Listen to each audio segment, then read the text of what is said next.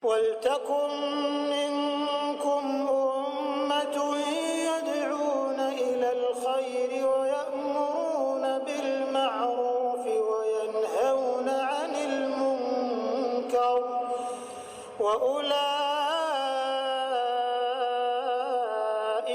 هُمُ الْمُفْلِحُونَ.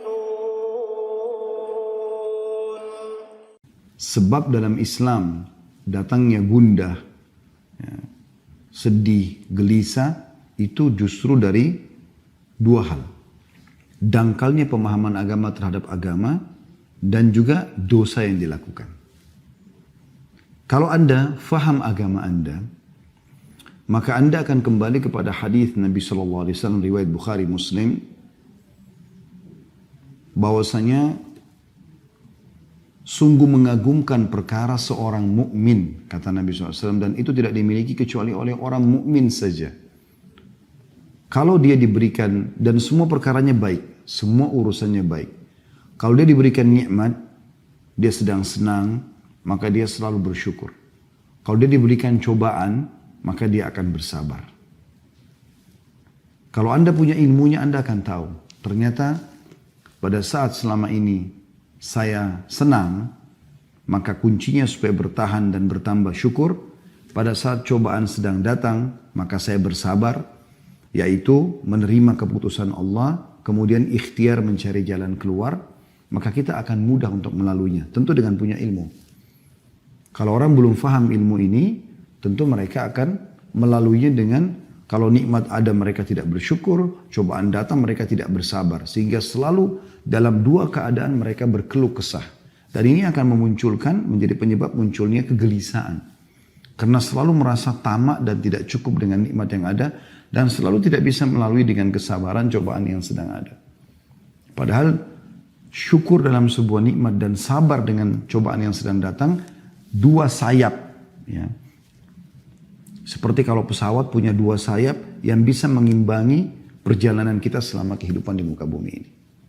Bahkan Ali bin Abi Thalib radhiyallahu anhu menggambarkan sabar itu dalam masalah itu ibarat seperti kepala dalam tubuh seseorang. Kalau kepala tidak ada, maka tidak akan ada kehidupan.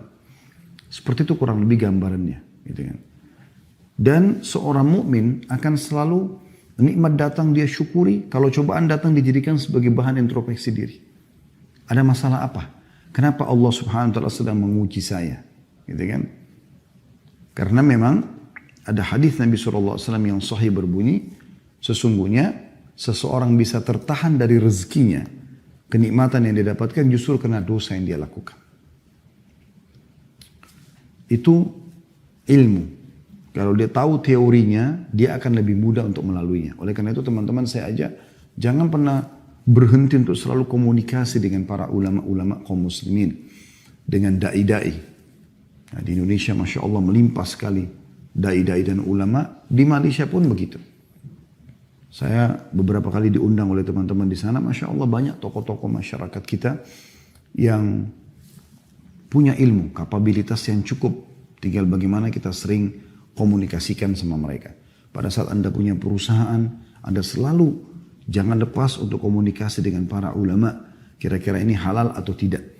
Ya, kira-kira pegawai ini kalau dia melakukan pelanggaran seperti ini secara agama saya udah boleh berhentiin atau belum, gitu kan?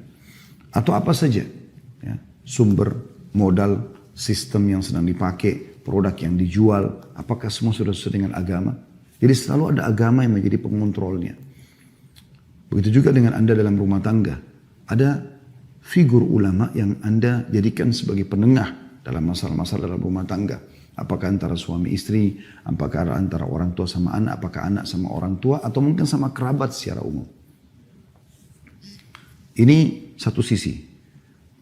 Penyebab gundah gelisah ini adalah karena kurangnya ilmu. Sehingga selalu kalau nikmat ada tidak bersyukur, kalau ada cobaan tidak bersabar. Seperti itulah. Ya. Padahal kalau dia punya ilmunya, dia akan bisa melalui semua itu. Yang kedua, yang menjadi penyebab adalah dosa. Dan ini yang banyak sekali di antara kaum muslimin tidak memahaminya. Sebenarnya suntuk, sumpek, sedih itu karena dosa. Tidak ada alasan yang lain. Ya.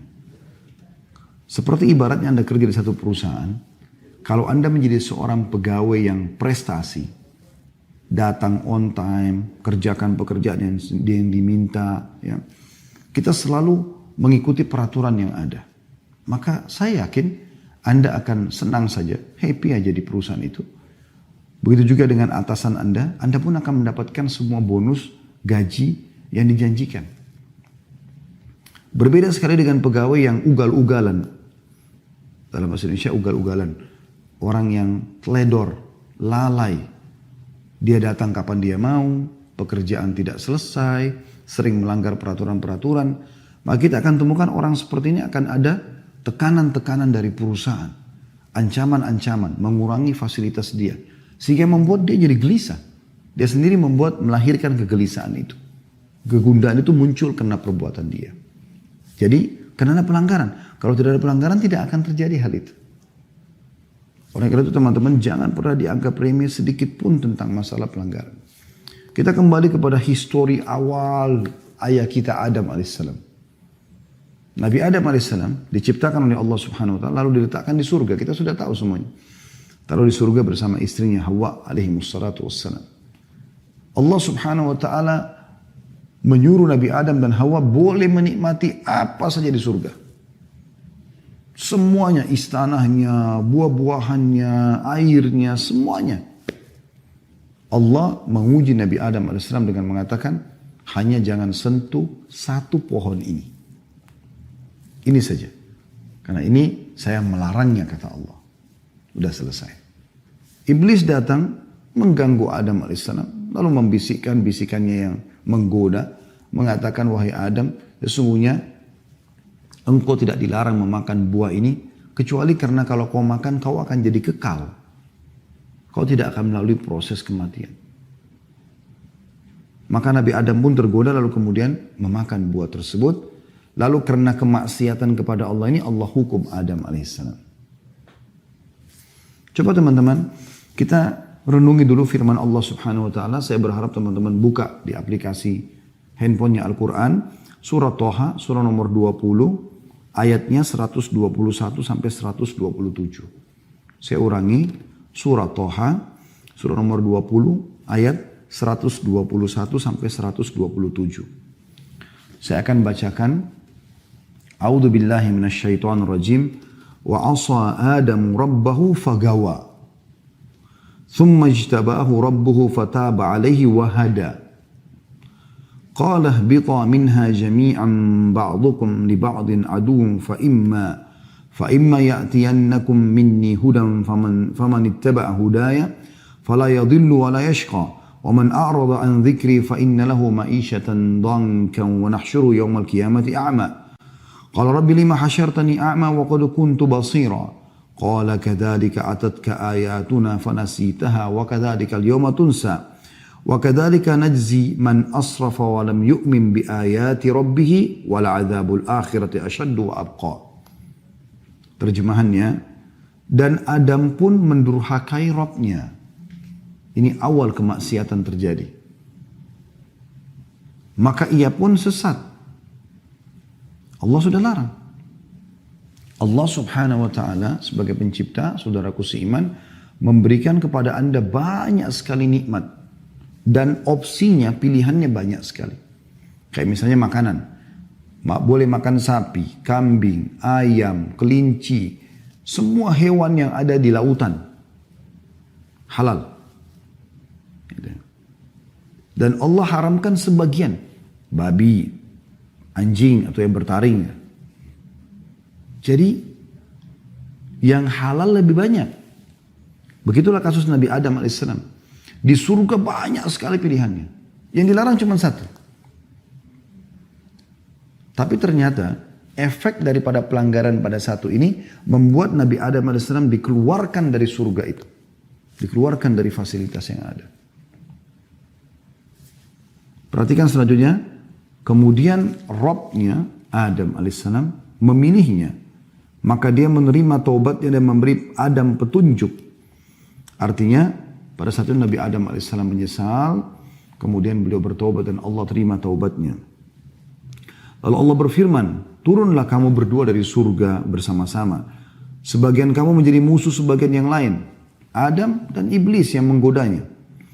Maka jika datang kepadamu petunjuk dariku, di muka bumi ini akan datang nanti petunjuk-petunjuk wahyu turun dari langit.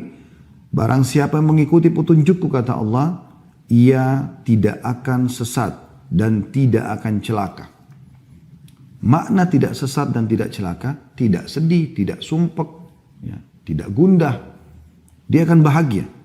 Dan barang siapa yang berpaling dari peringatanku, tidak mau menikmati apa yang Allah halalkan dan sibuk dengan apa yang Allah haramkan. Padahal yang haram itu sedikit sekali ya. Tadi contoh makanan sudah saya berikan gambaran. Begitu juga dengan contoh minuman. Allah misalnya haramkan khamr, nggak boleh minum khamr yang memabukkan, nggak boleh narkotika. Allah ganti dengan susu, madu, sirup, banyak yang lain. Minuman halal. Allah haramkan zina. Kita butuh syahwat, ada syahwat untuk melampiaskan sama lawan jenis. Tapi Allah buka pintu nikah. Dan ada solusi, bukan tidak ada solusi dalam Islam. Makanya Allah bilang, siapa yang berpaling dari peringatanku, tetap memilih sesuatu yang bermaksiat kepadaku, maka sungguhnya baginya penghidupan yang sempit. Sempit ini tadi, gundah, sedih, sumpek. Siapa yang bermaksiat kepada Allah, ini diancamkan seperti ini.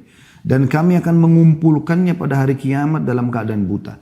Dibangkitkan nanti di mahsyar hari kiamat, buta. Lalu dia akan berkata, ya Robku, wahai penciptaku, mengapa engkau menghimpun aku dalam keadaan buta? Padahal aku dahulu, maksudnya di dunia, dalam keadaan bisa melihat. Allah berfirman, demikianlah. Telah datang kepadamu ayat-ayat kami. Maka kamu melupakannya. Dan begitu pula pada hari ini pun kamu dilupakan. Ya, hari kiamat tidak akan dilihat oleh Allah SWT. Dan demikianlah kami membalas orang-orang yang melampaui batas dan tidak percaya terhadap ayat-ayat Robnya. Maksudnya sudah dilarang, kenapa masih dilanggar? Sudah diperintahkan, kenapa enggak dikerjakan? Dianggap oleh Allah melampaui batas dan tidak percaya dengan ayat-ayat Allah. Dan sungguhnya adab di akhirat itu lebih berat dan lebih kekal lagi. Kita bisa lihat di sini teman-teman sekalian, dalam ayat-ayat ini sangat jelas bagaimana Allah Subhanahu wa taala memastikan di ayat 123-nya, "Faman ittaba'a hudaya fala yadhillu wa la yashqa." Barang siapa yang mengikuti petunjukku maka ia tidak akan sesat dan tidak akan celaka. Artinya dia akan bahagia. Di 124-nya Allah mengatakan, "Wa man a'rada an dzikri fa inna lahu ma'isyatan danka." Ya, dongka. Dan siapa yang berpaling dari peringatanku, nggak mau mengerjakan apa yang aku perintahkan, menikmati yang halal dan mau bermaksiat kepadaku buat yang haram, maka sesungguhnya baginya kehidupan yang sempit. Coba dengar teman-teman di potongan ayat ini. Bagaimana Ibnu Katsir rahimahullah, ahli tafsir yang masyhur, punya tafsir Quranul Azim, di jilid 3 halaman 164 menjelaskan. Dia mengatakan, di dunia dia tidak akan mendapatkan ketenangan dan ketentraman bagi orang yang bermaksiat kepada Allah. Hidupnya akan sumpek, suntuk, sedih, gelisah. Sebanyak apapun harta yang dia milikin, gak pernah cukup. Rumahnya mewah, gelisah di dalamnya. Karena berisi dengan hal-hal yang haram. Ada orang rumahnya gubuk, kecil, biasa, miskin, susah. Pas-pasan hidupnya, tapi tenang jiwanya. Nah itu karena jauh dari kemaksiatan. Kata beliau, di dunia, orang-orang yang bermaksiat, dia tidak akan mendapatkan ketenangan dan ketentraman. Hatinya gelisah yang diakibatkan kesesatannya. Meskipun zahirnya yang kelihatan, nampaknya begitu enak. Bisa mengenakan pakaian yang ia kehendaki, bisa mengkonsumsi jenis makanan apa saja yang dia inginkan, bisa tinggal di mana saja yang ia kehendaki. Ini perkataan Ibnu Katsir rahimahullah ya. Selama ia belum sampai pada keyakinan dan petunjuk, maka hatinya akan senantiasa gelisah, bingung, ragu, dan masih terus saja ragu. Inilah bagian dari kehidupan yang sempit. Subhanallah, orang yang melakukan perzinahan misalnya. Walaupun dia masuk ke dalam hotel bintang 5. Dia akan berzina dengan seorang pasangan yang sempurna secara fisik. Laki-lakinya tampan, putih, kaya, pinter. Perempuannya juga begitu, cantik, tinggi, putih, segala macam. Ya. Nah, tetap saja pada saat mereka mau melakukan, mereka punya rasa ketakutan. Dan pada saat mereka sudah melakukannya pun, tidak ada ketentraman jiwa. Ada sesuatu yang sumpek.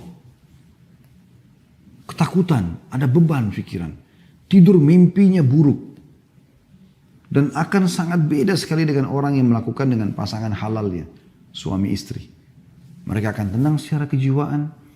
Orang juga semua tahu mereka dalam kamar melakukan biologis. Ke hotel pun mereka tidak pernah ragu karena jelas statusnya. Jelas pasangan halal suami istri. Maka biologis pun setelah biologis itu tenang. Terlihat wajahnya berseri-seri. Berbeda.